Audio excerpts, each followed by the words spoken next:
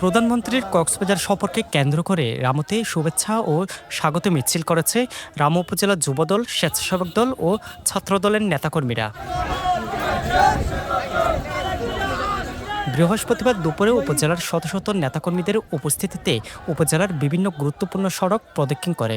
এ সময় রামুর নানান সমস্যা, সম্ভাবনা সহ গুরুত্বপূর্ণ বিষয়ে প্রধানমন্ত্রীর দৃষ্টি আকর্ষণ করে নেতাকর্মীরা। প্রধানমন্ত্রী এই গাড়ি বহর দিয়ে এই বাইপাস থেকে যাবে।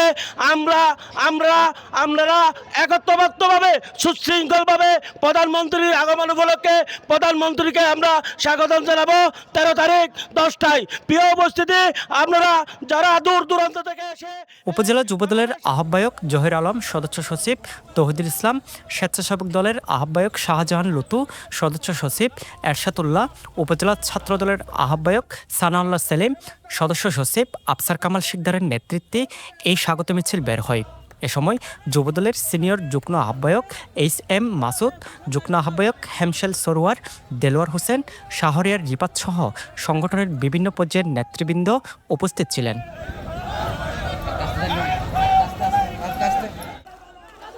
এ সময় সংগঠনের ঐক্য, গণতান্ত্রিক ধারা ও রাজনৈতিক কর্মকাণ্ডকে আরও শক্তিশালী করার অঙ্গীকার ব্যক্ত করেন নেতাকর্মীরা।